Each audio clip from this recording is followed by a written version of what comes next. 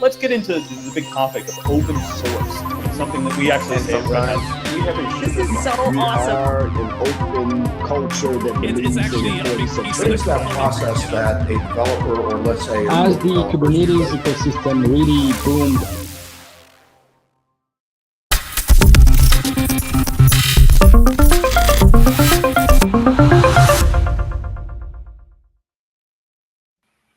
Hi, and welcome to another episode of In the Clouds. I am your host, Stu Miniman, and thank you again. Back-to-back weeks, we actually have In the Clouds, so it's like to be able to do that, and apologies that I'm not on a more regular cadence. Last week, we had a great session talking about the KubeCon conference, which is happening up less than 2 weeks now in Paris, and this week we are back to talking about one of our favorite topics, of course, which is OpenShift itself. OpenShift 4.15, we will be talking about it plenty at the KubeCon show, and I'm happy to welcome to the program, as I usually do for one of the OpenShift release, one of our lead product managers for this topic. Happy to welcome Sachin Mullick. He is a senior manager with OpenShift on the product management side. Sachin, thank you so much for joining us. We're going to spend a bunch of time talking about virtualization, which has absolutely been a red hot topic in the industry for 20 years, but even more so in the last couple of months. So thank you so much for joining us. I'm very excited to be here, Stu. Thank you for inviting me. This is a great opportunity to talk about what we are doing in OpenShift and OpenShift Virtualization. So looking forward to it. Awesome. Sachin, if you could give our audience a little bit, your background. You've been at Red Hat a little over 2 years. I was actually surprised. I'm 3.5 years, and I was like, wait, no, you've only been here 2 years. It feels like you've been here longer. But you and I have had some paths crossing in our careers. So yeah, give our audience a little bit of your background, what brought you to Red Hat, and your role here. Yeah, definitely. Actually, my life started in a Linux company. Actually, it was a Unix company, to be precise. I started at SCO Unix. I was fascinated by operating systems when I graduated from my master's in computer science. And that's really what I wanted to do all my life. So I ended up at SCO Unix, and then I jumped ship to EMC. I went there, actually, that's where I met you, Stu. So I went there to work on file systems, and somehow I got this reputation working on NAS as the file system guy. So the next 15 years I've been trying to shake that reputation off. I actually was pulled into by one of the VPs I was working. He was invited to join the Cloud Center of Excellence in Durham, North Carolina, to build out a private cloud, which is EMC wide. And the whole concept was to make it that it can be self-service. Every group, like if you're doing a demo or you're trying to do training or have like a new group join, they can instantly get access to infrastructure as a service. So for 3 years or so, I worked on that. It was a very humbling experience being at the other end of IT, not just developing products, but using them, having a 24/7 service where if somebody's doing a demo in Singapore and calls me that this thing isn't working, everything is basically teaches you why IT relies on products so much. So I love that experience.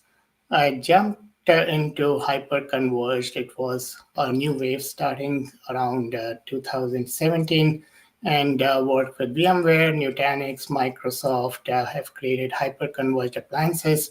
So yeah, a very big background, but I love this enterprise technology and infrastructure space. I actually ended up at Red Hat because one of my neighbor who was with me at EMC kept saying this is the best company he's worked for and you must interview here. And I was like, I'm not sure. And I went and interviewed, and I was in love with what was happening here. So much innovation. And I thought, this is my opportunity to be in the next wave that's coming up in technology. So that's why I ended up at Red Hat.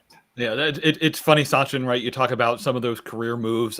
It was actually right my next door neighbor that helped convince me to interview at EMC back in the day, and I had a couple of friends there. In my early times at EMC, I worked with the Linux community around the time that Red Hat created was originally Red Hat Advanced Server, which turned into Red Hat Enterprise Linux, and had good workings with them. Back in my analyst days, I worked with Red Hat, and yeah, it was a great company. Knew many people there, and yeah, we've had lots of discussions on this program about the unique culture that we have in Red Hat and the like. All right, love we could reminisce for a long time on this kind of stuff, but we should hop right in. OpenShift 4.15. We track the upstream Kubernetes, of course, which these days is hitting a 3-time-a-year cadence, so about once every 4 months. So same thing for OpenShift. We typically trail, it's about 4 to 6 months behind the upstream, so that we can test, package, put all of the pieces together. And OpenShift 4.15 has the upstream Kubernetes 1.28. And at KubeCon, Sachin, it's hard for me to believe. We're talking about, it's really been 10 years since Kubernetes was introduced to the market back in June of 2014. I happened to be at DockerCon in 2014 when some of those early public sessions were shared. And containerization was certainly growing.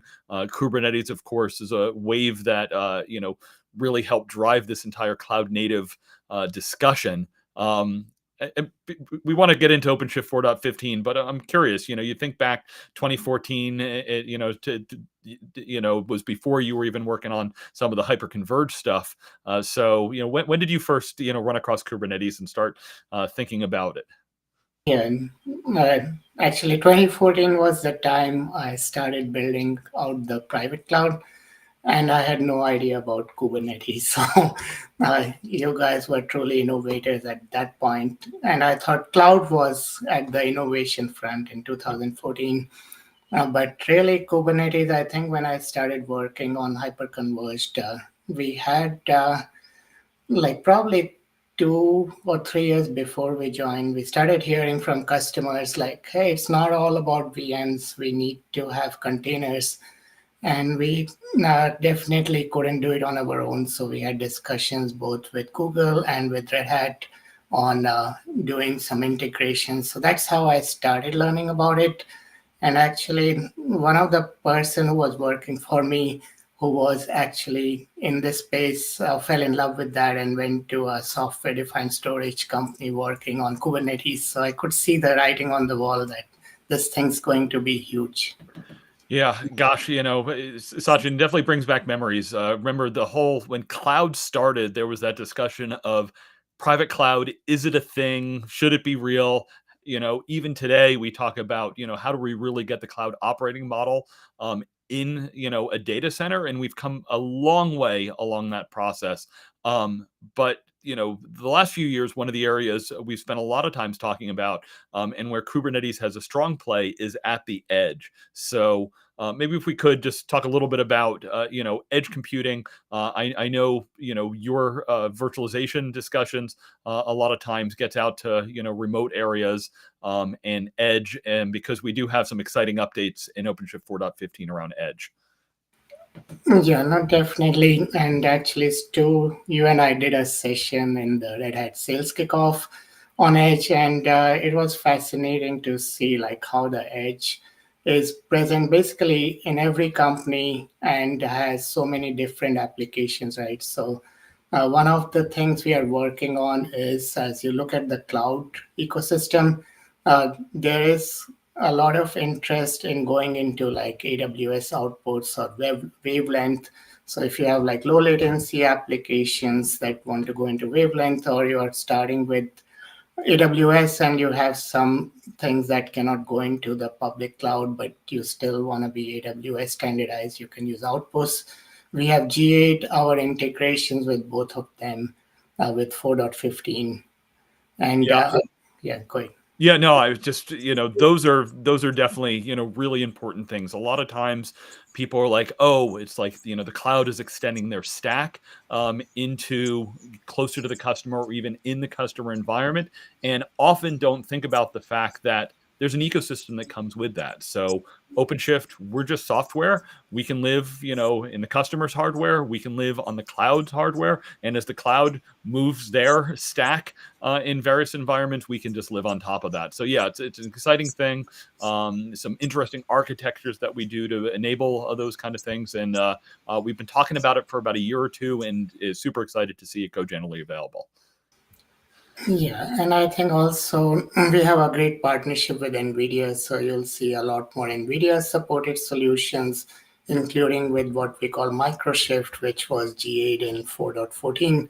So there's a lot of cool enhancements coming. Microshift extends the Kubernetes paradigm to the extreme edge, and that's like a really good addition we have for our customers who are looking at this and saying, I just need to have just enough Kubernetes to run my application at this edge device and cannot really put the whole OpenShift on top of that.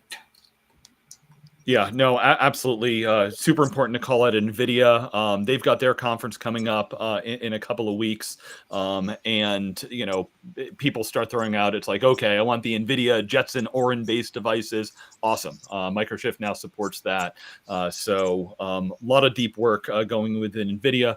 Not only is it just an architecture in the cloud and at the edge, but of course, one of those critical components when we talk about AI workloads. So we've been working super close with NVIDIA. One other thing before, we want to spend a lot of time talking about virtualization, but observability has been a big topic. We, of course, partner with a broad ecosystem of partners there, but we've been also working with a lot of open source technologies to make sure that it fits into our stack. So I believe we have a pretty exciting update in that space. Yeah, I mean, as you know, open telemetry is becoming the standard in the industry. This was formed by the merger of two different projects. And as with anything Red Hat, we try to go with best of breed. So I think there are like 11,000 people who worked on open telemetry in the open source community. So we definitely want to embrace it. And we are going generally available with the OpenShift telemetry support with Red Hat OpenShift with this release. Yeah, it was one of the things I remember, as you said, there were two separate projects that were a little competing, and oftentimes that does thrive in the ecosystem, and it's one of the areas where the CNCF really helped guide things along, because those two projects had enough similarity and just almost too much overlap that they ended up being able to merge those two projects. There was a lot of great engineering work, and then that took the leadership. So it's awesome that we now have a Red Hat build of that technology. We're going to throw up in the chat. There is a page that shows all of the what's new with Red Hat OpenShift. And in there, you will find the slide deck as well as the replay of the video that the entire product management team did. It's really good info. It's a deep dive on this technology, and you can really geek out on all the bits and bytes that go in there. So we're going to talk a bit more about the updates in the virtualization around that space. But yeah, just want to make sure that that's there. And be sure to check that out when you have a chance, because we always look at that goes first, and then this session really up levels a little bit to give you some of the key highlights. But I know, Sachin, I always refer back to it. I have meetings with customers and partners. We always refer back to the deck and the video, because there's just so much good information, and none of us can keep up with all of the pieces that are moving in that space. All right, so we're here to talk about the main topic, your the t-shirt you're wearing and the space that you and your team works on and everything. So I teed it up before. I mean, Sachin, virtualization has been around for a long time. I mean, it predates VMware. They did bring it, really to the mass market for x86, but it had existed, in not only mainframes, but Solaris had done some things in virtualization. A lot of the Unix technologies had virtualization technology, but VMware has been was for a long time the core of a very large ecosystem that many of us lived in heavily. Let's talk a little bit, if you could, for our audience, just encapsulate, if you will, what's been happening in the cloud native space when it comes to virtualization, the KubeVirt project, and our productization of that in OpenShift Virtualization, which comes with OpenShift. Yeah, definitely. I also want to echo something you just talked about, the roadmap. This was a big change for me. Like in my last few companies, if I wanted to talk about the roadmap, you'll make a customer sign an NDA. And when I came here, the very first month or so, there was the roadmap session happening, and it was being broadcast on YouTube. So I was like, really, open source has a different philosophy where we are really open on everything. It's not just what's being put in the bits and bytes. So I really embrace that. And the same thing like with OpenShift Virtualization, which is our product, this is built on open source, right? So if I go back in time before I was even here, I was talking to our director of engineering on the history. So Red Hat actually bought this company called Kubernetes, and Kubernetes started KVM in 2007. A lot of the players who actually started that are still at Red Hat. And so that KVM stack, if you think about it, Red Hat took this and with the open source community built it basically the de facto standard for most of the cloud providers. Most of what you see outside of the ESXi is built on KVM. So around like 2016 or so, I was talking to my director and he said they were essentially looking at what's the next wave going to be. And we just talked about Kubernetes being 10 years in, right? So this was like 2 years into Kubernetes. And they could see like if we want to stay innovative, a lot of this, the way that infrastructure is managed is going to have a lot more automation, need more of a declarative infrastructure. And after looking at a bunch of different things, decided Kubernetes is the way to go. And if you think about it, at that time, Kubernetes was mostly about containers. So they had to come up with the concept of custom resource definitions, working with Google at that time. And essentially, that CRD is now so widespread. But that's how we basically have the marriage of KVM, which has existed from 2007, and then the management paradigm switching to Kubernetes around 2016 timeframe. And that's how OpenShift virtualization came up. So built on a very stable, performing, reliable hypervisor platform, but then you're bringing all this innovation, right? You talked about Kubernetes. There's like 175 more projects around Kubernetes and probably couple 100,000 developers innovating. So the speed at which we can move by combining what's happening in the CNCF ecosystem with what's happening at the performance and reliability of KVM can just outpace anything else that's happening in the world. So that was the vision, and it is coming to a reality. Like we have some very large customers getting ready to talk about at KubeCon. I know you're going to be there, Stu. Like we have Goldman Sachs coming up. They have been on this journey. They'll talk about this in KubeCon EU. In one of the keynote speeches there, we have some other customers like who are not just doing things inside the data center. We just talked about edge. So we have and NOAA basically, which is the one that gives you these weather alerts. Hopefully there's nothing happening today outside. But if you think about it, they have to be in some very difficult places, right, to be able to give you these weather alerts. There are 150 different places they have clusters being installed with OpenShift virtualization.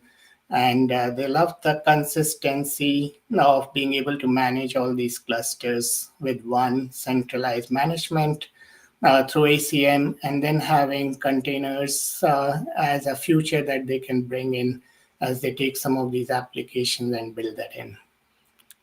Yeah, Sachin, there's a lot to unpack there. So it's funny, with my long history of VMware, I remember in the early days it was like, my operating system, my underlying hardware, how do I pull things away from that so that I don't have to think about when they go into life or change or anything. I can put something in a virtual machine, and hey, with vMotion, I can now move things around. Today it's like yikes, I want to take advantage of things like pipelines and more cloud native architectures. Some things make sense to move to containerization, but plenty of things will be in virtual machines for quite a while, so we can bring those virtual machines into that more modern environment. As you said, the NOAA organization, I want to centrally manage lots of locations and do it in a modern way. That you bring it into OpenShift and you can take advantage of all of those. That's really awesome. Specifically around 4.15, can you give us kind of what are some of the new things? Maybe for audience that isn't might not be up on the latest, the 4.15 and maybe anything that's happened kind of in the last 6 Sure. months that might be relevant. Yeah, no, definitely. So as I said, OpenShift Virtualization is bringing in KVM into OpenShift. So a lot of the innovation, and we talked about cloud, right? So we being at the forefront of creating a open hybrid cloud gives us some insights with our customers on what they're looking for. One of the things that we have just recently released with 4.15 is the ability to use instance types. That terminology shouldn't feel that strange to you if you have coming from the cloud world. Essentially, you can select your boot source, which could be like a Windows, Linux machine type, and you could bring your own if you want. And then you decide what type of environment you want, like are you CPU intensive, memory intensive. We talked about NVIDIA, we have a machine type for that. And then you just click on what size you want, like there's some predefined sizes, and you're off to the races. So that's basically 3 clicks to get a VM deployed. And that helps not only when you're talking about, say, from the UI, it also helps when you start thinking about like DevOpsy, like concepts, right? So if you're putting these things in pipelines, and if you have to write like 50 different lines of code, you could have some mistakes in there. You start using instance types, it's like a very simple definition, and then you can have it in your pipeline and CI/CD. So that's some of the things we have. The other one is around hot add. So if you think about hot adding, we already support disk, and we added in the network with this release. And then one of the couple other big features is around working with OpenShift Data Foundation, which is a software-defined storage layer available also from Red Hat, and that layer has now Metro DR support. And then if you start thinking about having predefined IP addresses for a virtual machine, and you want to then do IP filtering, that's also coming through. Again, from the ecosystem, we have the OVN Kubernetes project, which we have brought into secondary networks. So these are like some of the newer stuff. Of course, OpenShift virtualization has been there from like 4.5. So there's a lot of innovation coming out every release. Yeah, and it's one of the challenges is that these build on each other. So you talk of instance types is super awesome to have that, because it was actually, I would look at it a little bit of a gap that we had when just in 4.14, we brought OpenShift virtualization to AWS. So running on AWS, it's bare metal. We actually have Sachin. If you're up for it, we have a comment from the audience there to understand a little bit about pricing. And while OpenShift virtualization is just a feature of OpenShift and it comes with OpenShift. So OpenShift Virt, it comes with it, it's free. But the nuance is in the data center, if I'm running on bare metal, pricing is a little bit different. And if I'm running in the cloud, I'm using in cloud, it's AWS. You're running on their bare metal. Amazon did update their pricing I believe it was the second half of last year. And now with instance types, that helps you with the pricing. So can you broad strokes, give us a little bit of, hey, if I'm looking at this environment in the data center or in the cloud, Sure. what are some of the pricing implications that I should Yeah, be looking at? definitely. Yeah. Yeah. So one of the great things, as you pointed out, right, OpenShift virtualization actually is not a product; it's a feature. I think of OpenShift as like an app store, and you have OpenShift virtualization as an app. So if the only thing you're interested in is virtual machines today, and you're not yet there, say using GitOps or containers, you could just start with virtual machines. And again, all of these features are included with OpenShift SKUs. We also have some special SKUs that you can use, which are based on bare metal. So those are priced accordingly to be able to handle virtual machines. You should definitely look at that. The other interesting thing about OpenShift and OpenShift virtualization is if you're going to be running, say, RHEL VMs on top of OpenShift virtualization, those entitlements are included. So from a value proposition point of view, I don't think price is going to be a factor. It's really about coming to this more modern virtualization platform.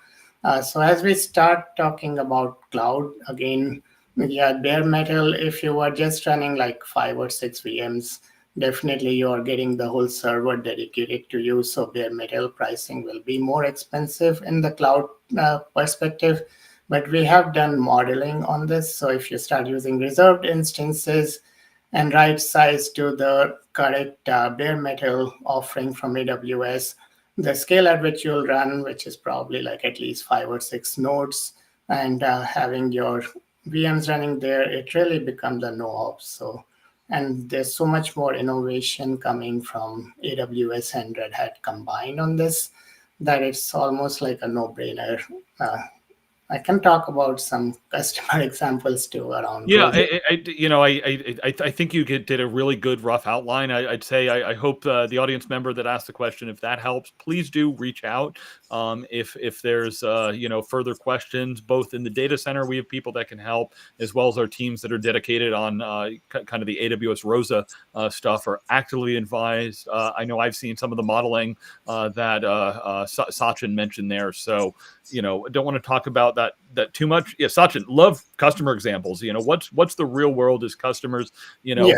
I think that there's obviously multiple factors. There's number one, it's like, oh, okay, hey, what's the overall cost going to be for me? But what about my applications? What about my skill set? And I know we're going to talk about like the activities we've been doing. Just I'm worried about, can my people do this, or is this going to be too heavy a lift to get from where I am to where I want to be in the future? Yeah, no, definitely. There's actually 3 different things we can talk about in terms of getting here from there. I'm gonna stay with the cloud theme just because it's like front and center based on the last question. So actually, we have a managed service offering with AWS called Rosa. What it allows you to is essentially offload all your infrastructure management to Red Hat, and then you can concentrate on the applications on top of it. So that makes your life easy. You don't have to figure out the infrastructure life cycle. We will do that for you.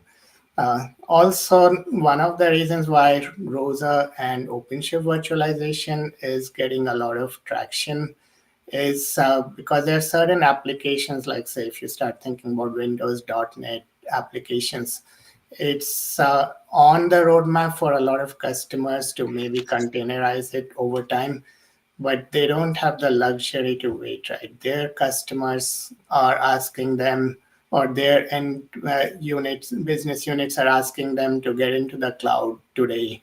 So the easiest way to do it is to bring that into OpenShift, but just as VMs, and then you're off having these applications in production. So we have a customer doing exactly that. They started out with one application that needed this Windows.NET, and the way it worked out for them was so easy. They're actually looking at another larger application that's going to reuse the exact same fundamentals. So that's one of the things around being in OpenShift and OpenShift virtualization.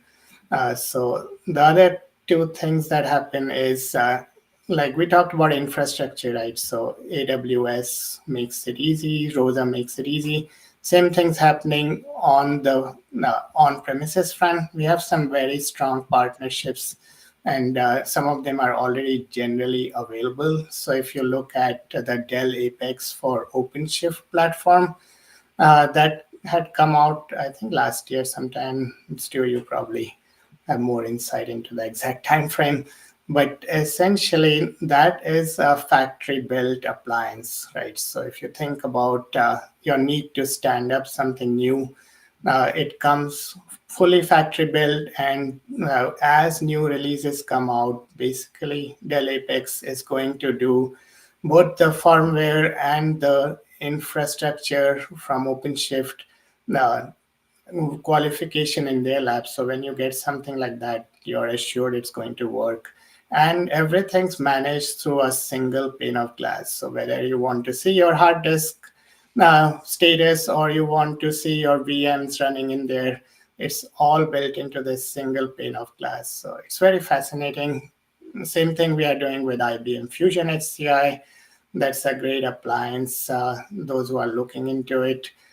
So those are like the other types of things we are doing.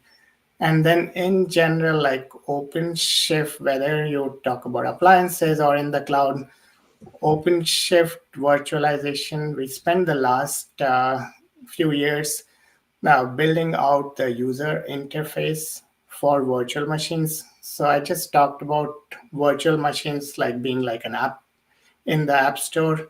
So we have like your top talkers. You want to look at your VM statistics. You want to do basic operations, start, stop, delete, snapshot. You want to look at different configurations. All of that you can do from the user interface. And the way OpenShift is built, like it's an API first platform, right? So if you are a larger customer, you build your own UI, everything that we do, the API is available to you to build into your own cloud interface if you have built that. And we have CLI tools for the people who love that. So I call OpenShift virtualization as a marriage of ClickOps and DevOps. We are not taking away what you do today, right? I think back to like QuickBooks as an example, right? When QuickBooks started, it used to be like they built the interface to be like a checkbook. So you go in there and you enter your numbers and it's all electronic, but they wanted you to have that familiar interface. So it's the same thing with OpenShift virtualization.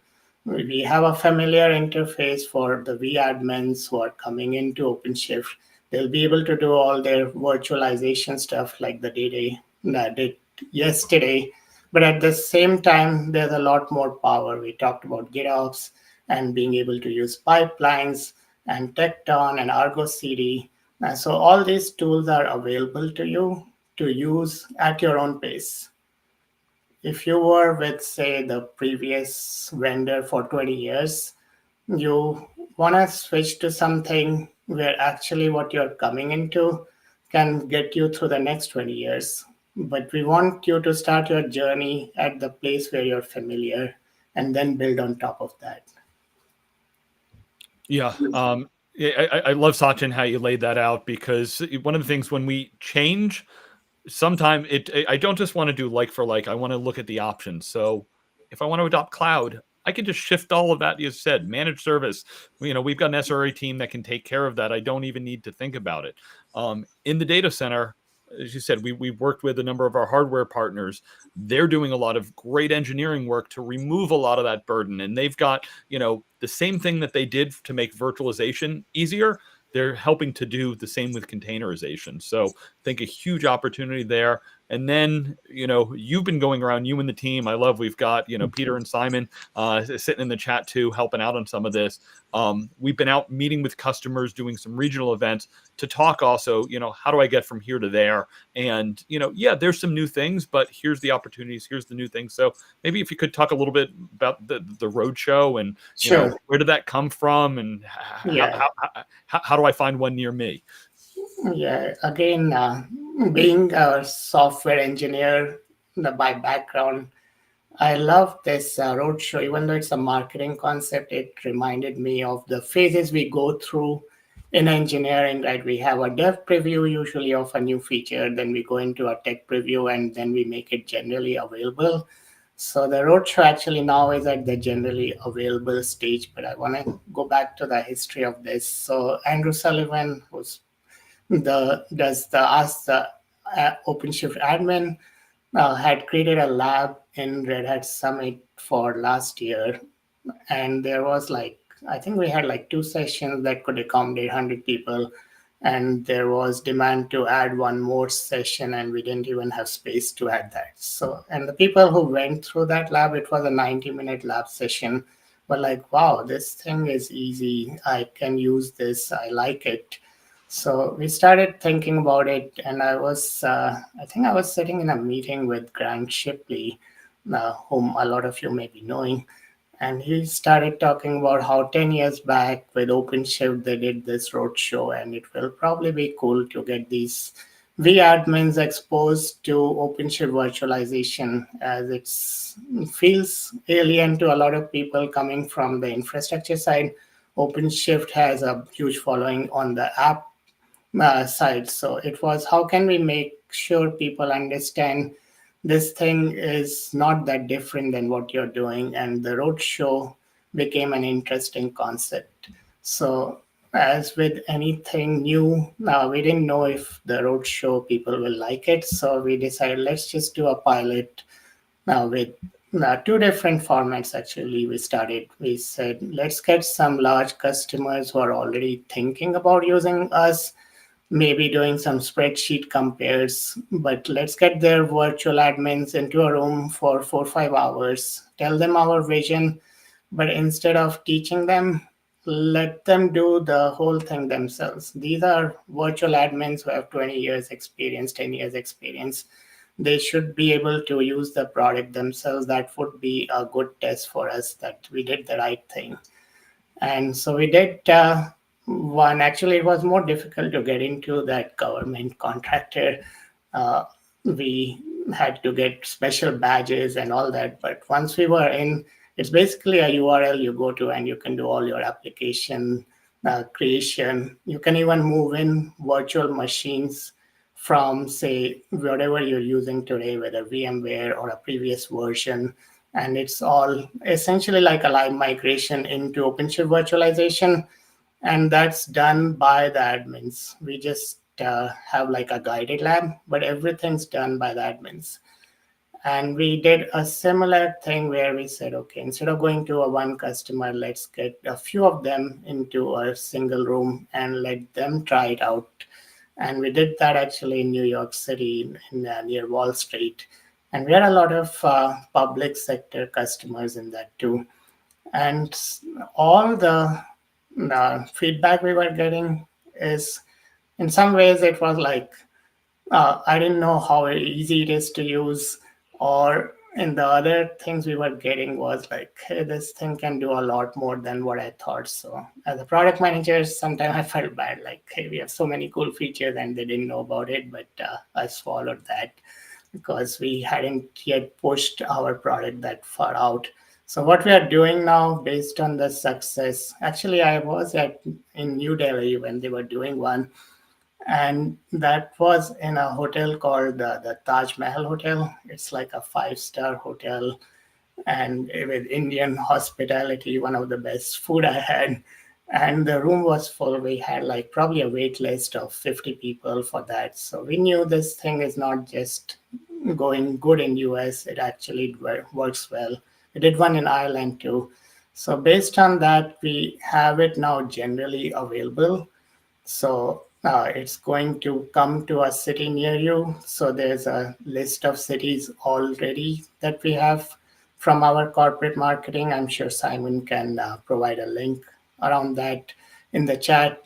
But if we don't have it coming near you, again, as I said, we can do it just for you as a customer. So you can reach out to your account, or you could just reach out to one of us and we'll make sure we get you in touch with them. Yeah. Look, Sachin, I think that that's a great way to kind of wrap this. As you said, there's a lot more in the product than most people realize. It's, there's things people I feel like, oh, well, geez, I'm so used to vMotion. It's like, yeah, we've had live migration for how many years now? In the product, some of those things are just, it's, yep, got that checkbox. That's been there for a while. And it's an easier lift for the skill set of the people. I love it now. It's like one of those, okay, you get them in a room for half a day and you put them in front of a keyboard and they're like, yeah, this is awesome. And I totally can do this. And, now I can do a lot more of those cloud native things that I've been hearing about, update that resume and, feel like I'm moving forward with the technology as opposed to being held back by it. So, as we put in the chat, Red Hat Summit will also be a great way to learn more. I know we've got a few customers lined up to share what they're doing. We will also have the hands-on labs. Sachin, you mentioned, my peer, Andrew Sullivan, Sully's got a lab. He and I are working on some great things that we will be doing there. So hopefully you can join us. That's going to be in May in Denver, Colorado, which is a first time for us for Red Hat. We're usually either Boston or used to do San Francisco a lot. So excited to bring it to Colorado. So check that out on the road show. Please talk to your account team and they can help, connect if it makes sense for a regional event or even a bespoke event for you as a specific customer, because that lab being generally available is something that we can spin up relatively easy.